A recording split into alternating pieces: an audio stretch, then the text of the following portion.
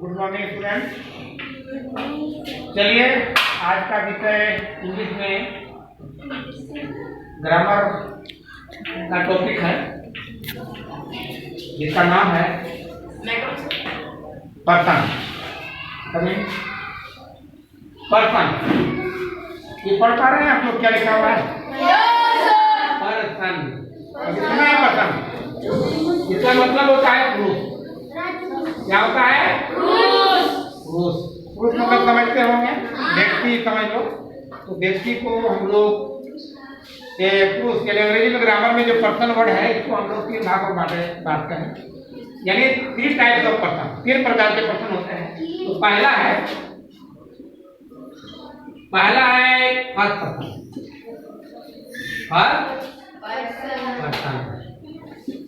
दूसरा है second person और तीसरा है देखिए पर ध्यान दीजिएगा थर्ड पर्सन।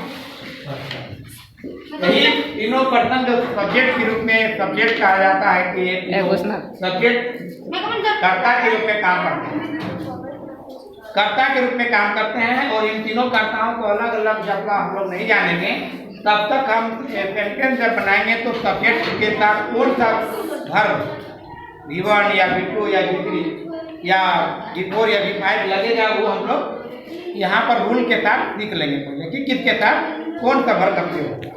तो चलिए आप लोग सीखिए, पहले नाम जानेंगे फर्स्ट पर्सन में क्या क्या होता है तब तो जानेंगे कि भाई इसमें कौन सा वर्ब प्रयोग करेंगे, इसके बाद क्या करेंगे। तो देखिए फर्स्ट पर्सन आप लोग का जो मुख्य है ना वही सब जानते ज्यादातर प्रयोग होता है। फर्स्ट पर्सन में आई और वी जो आप लोग को प्रोनाउन में बताया। देखिए प्रोनाउन में सब्जेक्ट का जो नाउन और प्रोनाउन 2 भाग है, उसमें ये प्रोनाउन है। फर्स्ट पर्सन में ये प्रोनाउन आता है, 2 है ना, जो सब्जेक्ट के रूप में वाइफ में काम करता है, कर्ता के रूप में काम करता है।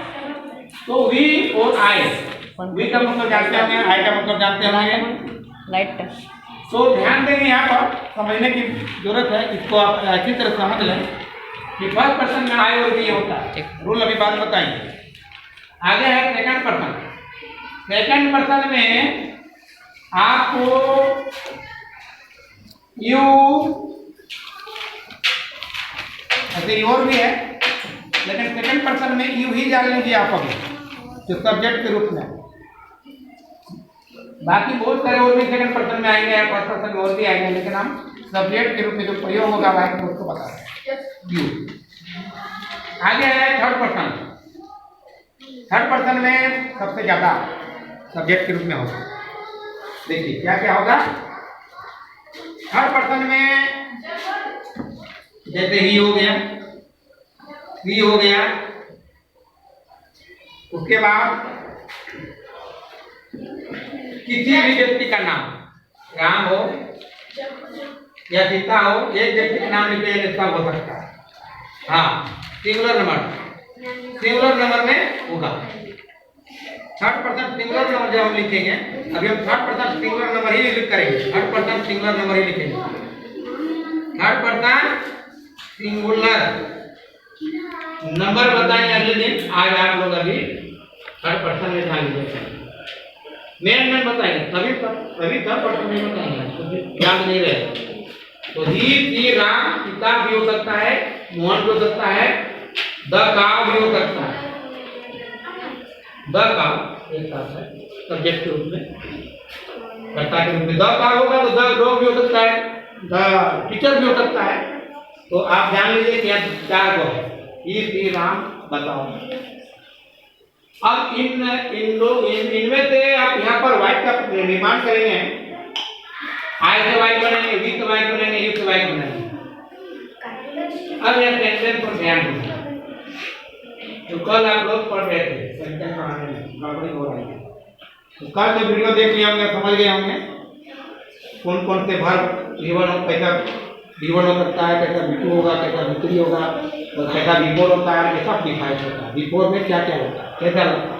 तो अभी हम लोग यूज करना सीखेंगे सबसे पहले V1 की बात करेंगे और कि V1 कौन कौन से पर्सन के साथ V1 प्रयोग करें।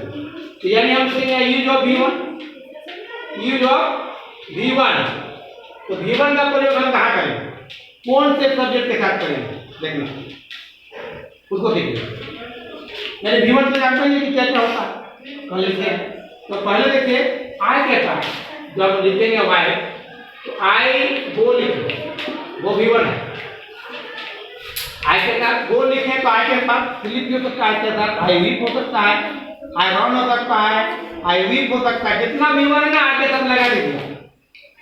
और I का मतलब जानता ही है, और जो V1 लगेगा तो उसमें अर्थ क्या हो जाता है, साथ एक चीज के जाता जाती जाति। अभी कहने का मतलब कि जात हूँ के साथ लगेगा, तो मैं जाता हूँ। अब क्योंकि आई के साथ गो लगा है तो वो और किनके साथ लगेगा वो भी जानेंगे।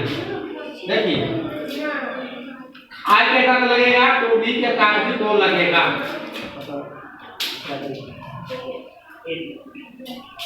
वी के साथ गो लगा, इसको कहना है वी गो हो गया। अब यू के साथ भी गो लगेगा, यू के साथ भी गो लगेगा, गो को चेंज कर सकते हैं। वी गो मतलब यू गो मतलब समझ रहे हैं। अब यहाँ देखिए राम सी ही दकाव के साथ गो नहीं लगेगा, यानी V1 का प्रयोग वहां नहीं होगा। तो अब इतना तो जान ले कि आई वी और यू जो यहाँ लिखा हुआ है पर्सन, उसका प्रयोग किस है। तो यहाँ पर क्योंकि नंबर हम नहीं पढ़ाए हैं, नंबर का पढ़ा देंगे तो उसके बाद और भी कार्यवाही करने दे है प्लुरल, तो दे के साथ भी प्लुरल शब्द के साथ भी प्लुरल जैसे यहाँ पर भी है। तो ये क्या है कि प्लुरल वर्ड हम लोग बहुत सारे लोग तो उसको क्या दे में है, तो दे चुकी देखिए यहाँ पर एक लगा सकते हैं कि मान लीजिए दे का भी फेमस वर्ड है सब्जेक्ट के रूप में, दे का प्रयोग हम लोग करते हैं। तो दे का प्रयोग यदि कहेंगे जिसके साथ में जीवन का प्रयोग हो सकता है, यानी दे को दे सकता है। वे लोग जाते हैं, तुम जाते हो या तुम जाती हो। तो यू का मतलब जानते ही हैं पहले तो, यू लड़की को भी बोला जा सकता है और लड़का को भी बोला जा सकता है। बाकी ये चारों वाक्य समझ गए होंगे, जीवन का प्रयोग समझ गए होंगे। अब आइए हम लोग आते हैं यहाँ पर, यदि आगे बढ़े तो V1 के जगह में V2 कर दें, V1 के जगह में क्या कर दिए, V2 कर दिए। तो V2 का प्रयोग में यहाँ भी वैसे ही सभी के साथ लागू होगा। थोड़ा सा देखिए यहाँ पर, तो मान लिया जाए कि V2 है तो यहाँ गो का V2 लगा देगा, गो का V2 लगा देगा। तो मान लो कि गो का V2 क्या होगा, वेंट होगा। तो यहाँ मान लीजिए कि V1 का प्रयोग किया है, मान लो V2 का प्रयोग कर रहे हैं, क्या हो जाएगा, आई वेंट। फिर क्या हो जाएगा, we went, you went, they went. तो वेंट का प्रयोग कर दीजिएगा तो ये V2 का प्रयोग हो जाएगा। अच्छा इसके साथ साथ क्या नियम है कि V2 में कोई भी सब्जेक्ट के साथ V2 का प्रयोग होगा। कैसे, देखिए जैसे मान लीजिए ही है, ही के साथ भी वेंट लग सकता है, सी के साथ भी वेंट लग सकता है, और राम के साथ भी वेंट हो सकता है। ये V2 का प्रयोग है, यूज ऑफ V2। ये जो V2 में क्या है, आई के साथ भी वेंट, डी के साथ भी वेंट और वी के साथ भी वेंट हो जाएगा। तो ये किसी भी सब्जेक्ट के साथ वेंट लगेगा, ये जान लो। अब हम ये बताना चाहते हैं कि हम V5 का प्रयोग कैसे करेंगे, यूज ऑफ V5। तो V5 का प्रयोग करने के लिए क्या है कि जो थर्ड पर्सन है ही सी राम के साथ प्रयोग करेंगे हम इस प्रकार। जैसे ही गोज, गो का V5 होता है गोज, सीता गोज या सी गोज, देखिए सी गोज चाहे राम गोज चाहे दकाव गोज। तो गोज ये कहाँ लगता है वो वाला में V5 का प्रयोग करते हैं हम लोग, ही और सी के साथ राम के साथ प्रयोग कर सकते हैं। तो इस प्रकार कर सकते हैं। जैसे मान लीजिए कि और भी कुछ एग्जाम्पल बताते हैं कि मान लीजिए जाए कि जो आप लिखते जब है आई गोज लिखिएगा तो ये गलत हो जाएगा, क्योंकि फर्स्ट पर्सन के साथ V5 प्रयोग नहीं होता है, फर्स्ट पर्सन के साथ V5 प्रयोग नहीं करना है, ठीक है, V1 प्रयोग करना है। इसमें प्रयोग होगा V1 का प्रयोग या लिख ले सकते हैं। फर्स्ट पर्सन के साथ V1 प्रयोग और सेकंड पर्सन के साथ भी यहाँ पर V1 प्रयोग होगा। एक नियम के अनुसार चलिए, कुछ सीखिए उसके बाद कुछ आगे नियम बढ़ते जाएंगे। तो यहाँ थर्ड पर्सन के साथ V5 प्रयोग होगा। ये थर्ड पर्सन के साथ क्या प्रयोग हो रहा है? V5 का प्रयोग हो रहा है। थर्ड पर्सन नहीं V5 प्रयोग और गोल भी V5 है। ये आई पर लीजिएगा तो गलत हो जाएगा, रॉन्ग हो जाएगा। आई को लिख देगा, व्हाइट में लिख के आ गया कि मैं जाता हूँ अगर क्या आई को गलत बोल दें, ताकि यहाँ पर जो V5 है आई के साथ V5 नहीं लगता है, V1 लगता है। याद रखिए, डोंट V5। आगे मान लेना कि यदि V गोल भी लिख देगा गलत हो जाएगा। हाँ, तो यहाँ पर रूल जो लिखे हैं 5%, 10%, V1 और V5 इसको जरूर नोट करें। लेकिन V2 कब के साथ लगेगा? यहाँ V2 प्रयोग हो सकता है, यहाँ V2 प्रयोग हो सकता है इनके साथ, यहाँ V2 प्रयोग हो सकता है। देखिए V2 सब में सबके साथ V2 का प्रयोग हो सकता है। V2 का प्रयोग आप जिस वर्ड के साथ करिएगा उस वर्ड के साथ V2 प्रयोग होगा। समझ गए हमें? तो आगे आप लोग को कहने का मतलब है कि आज इतना ही हम बताएंगे, क्योंकि ये जो टेंथ बताया जा रहा था टेंथ है, तो कहते हैं जो वाइट लिखते हैं वो टेंथ के ही अंतर्गत आता है। मैं जाता हूँ वर्तमान काल का प्रेजेंट टेंस का, तो यह सिंपल प्रेजेंट टेंस का ही वाइट, सिंपल प्रेजेंट और सिंपल पास्ट कह दीजिएगा। V2 वाला सिंपल पास्ट टेंस होगा और बाकी V5 ये जो V5 है सिंपल प्रेजेंट होगा। और ये जो लिखे हैं वो V1 वाला ये भी सिंपल प्रेजेंट है। बहुत कुछ समझ गए होंगे आप लोग, सिंपल प्रेजेंट और सिंपल पास्ट का वाइट कैसे बनता है जान गए होंगे आप लोग। और जो गलत वाइट होता है उसको भी सीख लीजिएगा कि किसके साथ गलत बनता है ना। यू के साथ मान लीजिए कि गोल लगा दीजिएगा गलत हो जाएगा, या मान लीजिए कि वेट में गलती नहीं होगा, वेट किसी के साथ चले, कोई भी पर्सन के साथ चले सब्जेक्ट जो होता है।